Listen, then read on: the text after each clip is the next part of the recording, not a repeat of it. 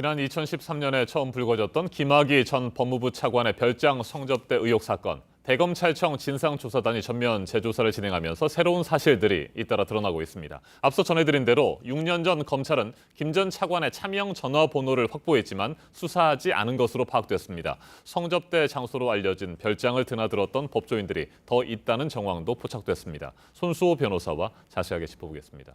어서 오십시오. 네, 안녕하세요. 네, 김학의 전 법무부 차관의 별장 성접대 의혹 2013년과 2014년 두 차례에 걸쳐 검찰의 수사가 진행이 됐습니다만 모두 무혐의 처분을 받았습니다. 이 때문에 이후에 계속해서 은폐, 부실 수사 의혹이 제기됐던 거예요. 그렇습니다. 2013년이죠. 김학의 네. 전 차관이 이제 건설업자 윤모 씨의 주선으로 이제 그 강원도 원주에 있는 한 별장에서 여러 가지 그 성관계를 포함한 접대를 받았다라는 의혹인데요. 그런데 두 차례 수사가 진행됐지만 모두 불기소 처분을 받았습니다. 그런데 여전히 의문이 남아있다는 그런 여러 사람들의 생각이 있어요. 왜냐하면 당시 현장을 촬영한 동영상이 존재하고 그리고 고소인 여성이 내가 저 영상에 등장하는 사람이다. 내가 피해자다라는 진술을 명확히 했고 게다가 또 김학의 전 차관을 고소하기까지 했습니다. 또 경찰 수사 결과에 따르면 상당 부분 의혹을 가질 만한 부분들이 보여요. 그리고 또 마지막으로 이번에 또 새로이 발견된 차명 휴대전화 논란까지 이렇게 다 생각을 해보면 지난번에 그 검찰 과거사위원회가 작년 4월이었죠. 네. 이 수사 과정에서 인권 침해가 있었고 또 사건 은폐 의혹이 있다면서 재수사를 공고한 이유, 또 실제로 진상조사단이 지금 재수사를 하고 있는 이유 등등을 어느 정도로 이제 확인할 수 있겠죠. 네, 말씀하신 대로 관련 동영상에 나왔던 여성이 자신이 맞다, 성접대를 강요당했다 이렇게 주장을 했음에도 불구하고 당시에는 이 영상의 화질이 좋지 않다는 이유로 그냥 끝났습니다. 그런데 그 화질을 개선했다고 하잖아요. 네. 화질만 개선돼서 등장하는 인물들이 명확하게 확인이 된다면 상황은 크게 달라지는 것 아니겠습니까? 그렇습니다. 영상이 존재하지만 화질이 좋지 않기 때문에 누구도 특정할 수 없었어요. 네. 그래서 김학의 전 차관으로 지목된 그 남성이 실제로 김학의 전 차관인지도 확인하지 못했고 또 내가 저 여자입니다. 내가 저 여성입니다. 라고 말을 했지만 그것도 확인이 안 된 거거든요. 만약 이번에 실제로 화질이 개선돼서 정말 누가 누구인지를 특정할 수 있다면 이번 사건의 진상을 확인하고 또 혹시 있을지 모르는 사건 은폐 의혹까지 확인하는 데 굉장히 큰 도움이 될 자료가 되겠죠. 네, 별장 주인 건설업자 윤모 씨, 당시 김학의 전 차관과의 관계에 대해서 설명을 하고 얘기를 했습니다만 김학의 전 차관은 성접대를 받은 것은 전혀 없었고 그리고 윤 씨와의 관계에 대해서도 부인을 했습니다. 그렇기 때문에 이 건설업자 윤모 씨를 통해서 김학의 전 차관의 대포폰, 차명폰에 대해서 조사하는 것이 굉장히 의미가 있을 것 같습니다. 그 관계를 결정하는 데 있어서 말이죠. 그렇습니다. 당시에 경찰이 이 건설업자의 휴대전화를 조사했어요, 당연히. 네. 그런데 거기에서 김학의 전 차관의 것으로 보이는 3개의 번호를 확보했습니다.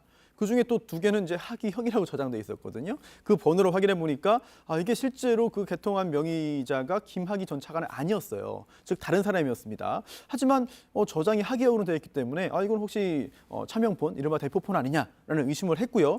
그럼 그 실제 명의자가 누구냐를 이번에 확인을 한 겁니다. 그랬더니 당시에 이제 본인이 다니고 있던 그 회사 대표의 지시에 따라서 나는 전화를 개통해서 준 것이다라는 이야기를 이제 털어놨고요. 그러면 그렇게 휴대전화를 명의를 개설해서 전화를 달라고 한 사람이 누구냐? 봤더니 김학의 전 차관의 30년 지기 친구라는 거죠. 네. 그렇다면 정말 김학의 전 차관이 차명 휴대전화를 사용했고 그걸 통해서 윤모 씨 등과 연락을 취했다는 어떤 의혹을 가질 만한데요. 만약 그렇다면 실제로 이 건설업자와 일면식도 없고 알지 못한다는 김학의 전 차관의 해명이 거짓말일 가능성이 생기는 것이기 때문에 네. 굉장히 중요한 자료라고 할 수 있겠습니다. 자, 그런데 당시 차명폰은 물론이고요. 김학의 전 차관의 실제 사용했던 그 휴대전화에 대해서도 압수수색을 하거나 통신 내역을 조사하지도 않았습니다. 윤 씨와의 관계를 규명하기 위해서는 가장 기본적인 수사였잖아요. 네네, 그렇습니다. 이제 경찰은 이런 그 차명폰을 개통한 사람 그리고 또 이걸 지시한 김학의 전 차관의 30년지기 친구를 조사했어요. 네. 조사했고 그 결과를 검찰로 보냈습니다. 하지만 검찰에서는 어찌된 영문인지 이 차명 휴대전화에 대한 그런 조사가 진행되지 않은 건데요. 게다가 놀랍게도 김학의 전 차관 본인 명의의 전화까지도 그렇게 압수수색하거나 통신 내역 조회를 하지 않았거든요. 물론 검찰은 그 당시에 이게 사건의 본질을 파악하는데 크게 중요한 자료가 아니다.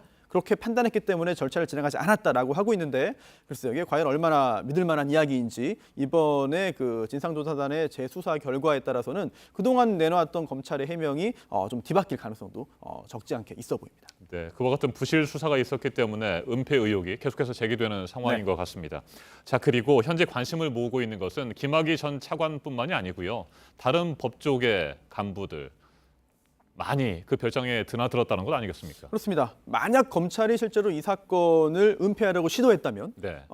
그리고 지금까지 이 사건이 덮였다면 그 이유가 뭔지 궁금하거든요. 물론 김학의 전 차관이라는 유력한 그런 인사의 어떤 그 치부를 덮기 위해서 했을 가능성도 있겠고요. 또 두 번째는 혹시 김학의 전 차관뿐 아니라 다른 검찰의 그런 주요 인물들도 관여되어 있는 거 아니냐.